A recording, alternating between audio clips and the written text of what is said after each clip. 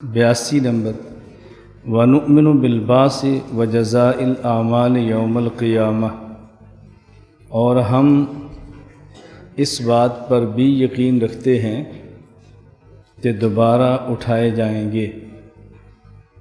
وَجَزَاءِ الْأَعْمَالِ يَوْمَ الْقِيَامَةِ، اور دنیا میں جو اعمال کیے ہیں اس کا بدلہ قیامت کے دن ملے گا۔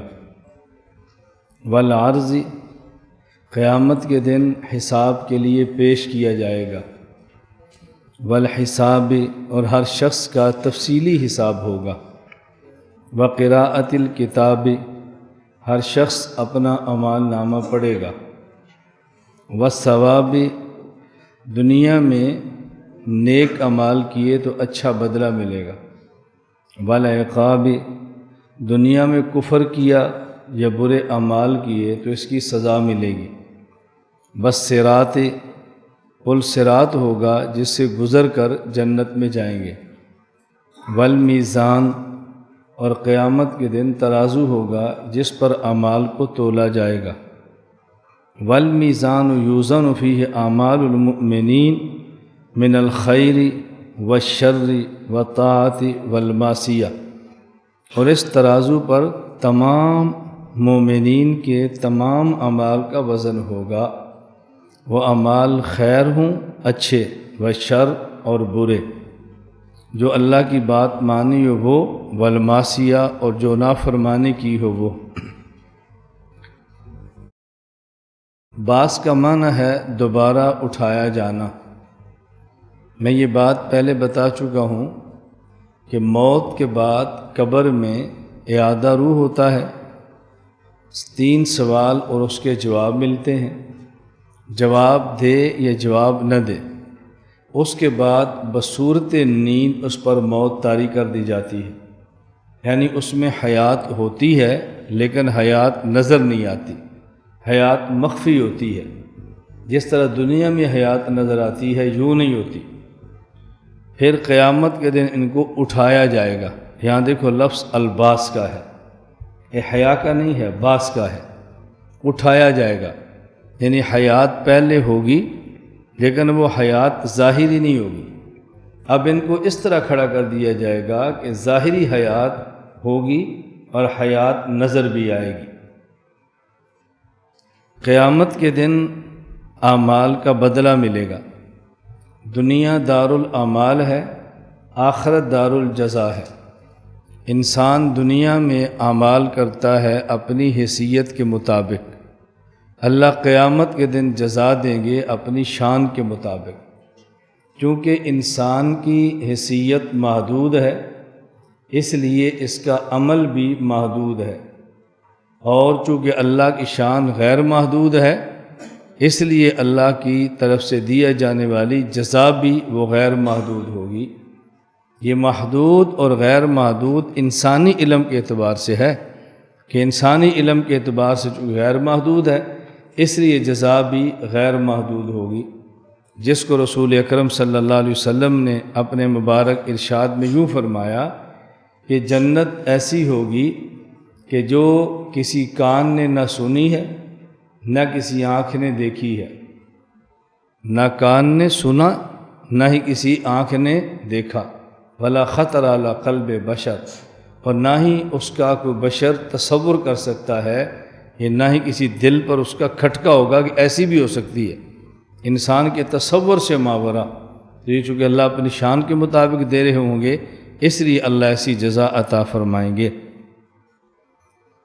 دنیا میں اگر کسی بے سینگ جانور کو سینگ والے جانور نے مارا ہوگا تو اللہ قیامت کے دن اس جانور کو سینگ دیں گے جس کو دنیا میں نہیں ملے تھے اور اس کو مار پڑی تھی، اور اس کے سینگ ختم کریں گے جس کو دنیا میں تھے اور اس نے مارا تھا، اور حکم ہوگا کہ تم اس کو مارو اور اپنا بدلہ لو۔ یہ جانور بدلہ لے گا اور اس کے بعد ان کو پھر مٹی میں ملا دیا جائے گا، ختم۔ کونوا ترابا یقول الکافر یا لیتنی کنت ترابا، اس وقت کافر کہے گا اے کاش آج مجھے بھی مٹی میں ملا دیا جاتا، لیکن ایسا ہوگا نہیں کہ یہ مٹی کے اندر ملے۔ اللہ رب العزت نے جنت کو اوپر بنایا ہے 7 آسمانوں کے اوپر، اور جہنم کو اللہ نے نیچے بنایا ہے 7 زمینوں سے بھی نیچے۔ جہنم نیچے ہے اور جنت اوپر ہے۔ اب دیکھو، جانور کو خدا نے زمین سے بنایا ہے اور فرشتوں کو نور سے بنایا ہے۔ نورانی مخلوق کا مسکن اوپر ہے اور زمین سے بنی مخلوق کا مسکن نیچے ہے۔ جب انسان کے اعمال اطاعت والے ہوں، ملائکہ والے، تو پھر اوپر جائے گا جو ملائکہ کا مسکن ہے اور اسے جنت کہتے ہیں، اور جب اعمال ہوں گے جانوروں والے تو پھر وہاں جائے گا جو جانوروں کا مسکن ہے جسے زمین کہتے ہیں۔ اس لیے ان کی جگہ نیچے بنائی ہے جو جہنم، اور اعمال صالح والوں کی جگہ اوپر بنائی ہے جو کہ جنت ہے۔ قیامت کے دن ہر شخص اعمال کے حساب دینے کے لیے پیش ہوگا، کوئی شخص اس سے مستثنی نہیں ہوگا۔ والحساب، قیامت کے دن حساب ہوگا ہر شخص سے اور تفصیلی ہوگا۔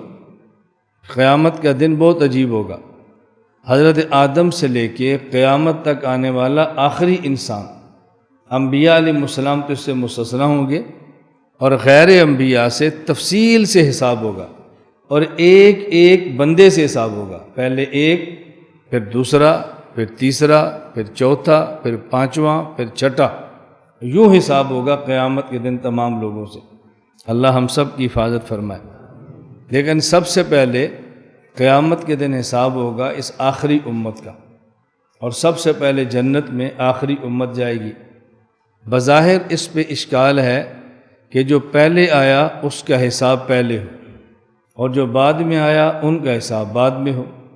جنہوں نے نیک اعمال پہلے کیے، ایمان پہلے لائے، وہ جنت میں پہلے جائیں، اور جو ایمان بعد میں لائے اور نیک اعمال بعد میں کیے وہ جنت میں بعد میں جائیں۔ تو بظاہر یہ فیصلہ عدل کے خلاف ہے، حالانکہ عدل کے خلاف نہیں ہے۔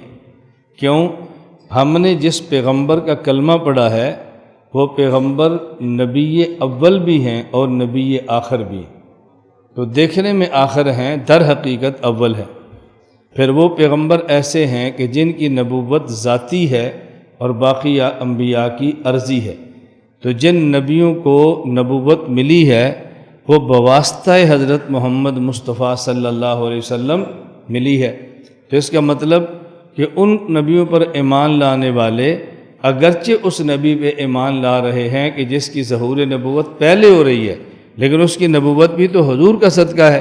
اس لیے ہم کہتے ہیں کہ نبی پاک صلی اللہ علیہ وسلم پر ایمان لانے والا ایسے نبی پر ایمان لاتا ہے کہ جس کی نبوت بلا واسطہ ہے، جس کی نبوت ذاتی ہے اور جس کی نبوت سب سے پہلے ہے۔ تو یہ عدل کا تقاضا بھی یہ تھا کہ رسول اکرم صلی اللہ علیہ وسلم کی امت کو جنت کے اندر پہلے داخل کیا جاتا۔ والثواب والعقاب، نیک عمل پہ اچھا بدلہ ہے اور برے عمل پہ سزا ہے۔ والصراط، اور پل صراط کو بھی مانتے ہیں۔ صراط، ہم اللہ سے دعا مانگتے ہیں اہدنا الصراط المستقیم، یا اللہ ہم کو صراط مستقیم پر چلا دے۔ صراط مستقیم کے لیے 3 باتیں سمجھیں۔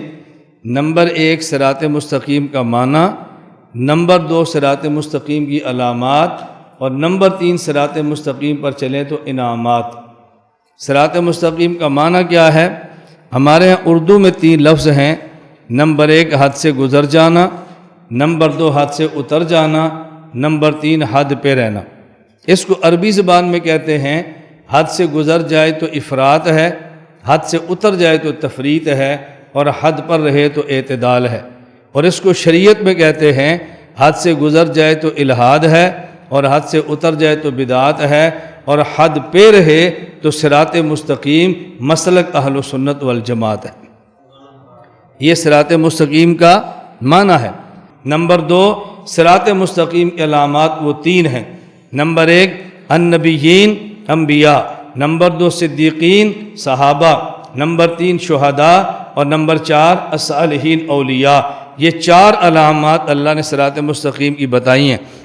اور نمبر 3 صراط مستقیم پر چلیں تو انعامات کیا ہیں؟ حکیم الامت حضرت تھانوی رحمہ اللہ فرماتے ہیں اللہ رب العزت نے ایک جہان بنایا ہے جس کو عالم امثال کہتے ہیں۔ ہم دنیا میں جو اعمال کرتے ہیں اللہ ہر اس عمل کی ایک مثال بنا دیتے ہیں، صورت بنا دیتے ہیں۔ اس پہ دلیل معراج کی رات ہے۔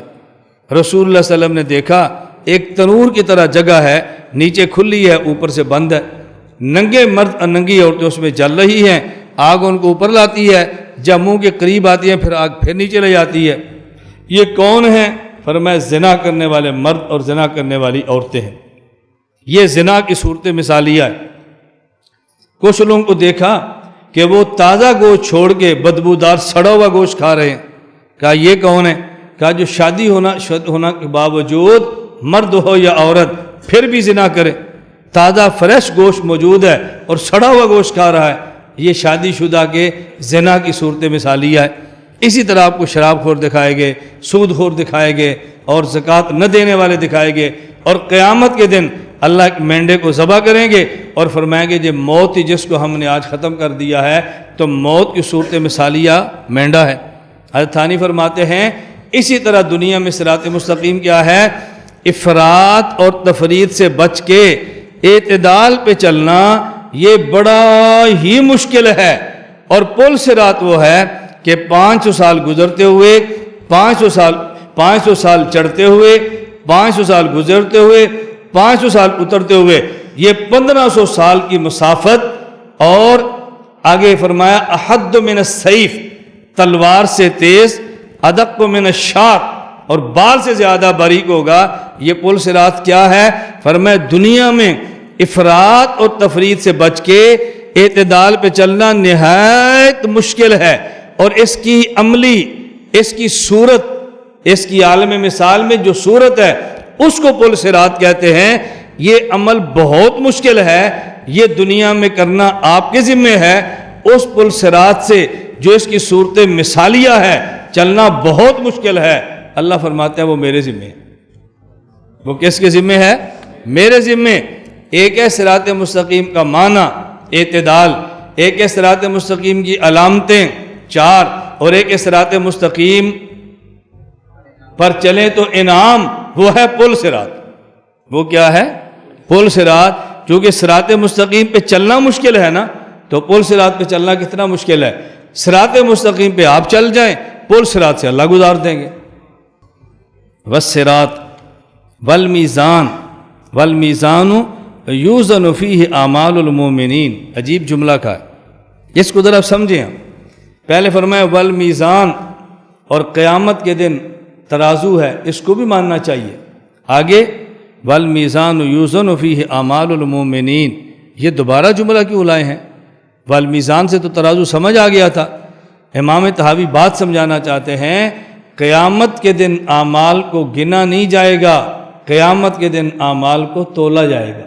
تبارک الذی بیدہ الملک وہو علی کل شیء قدیر الذی خلق الموت والحیات لیبلوکم ایکم احسن عملا، اکثر عملا نہیں فرمایا، احسن عملا فرمایا۔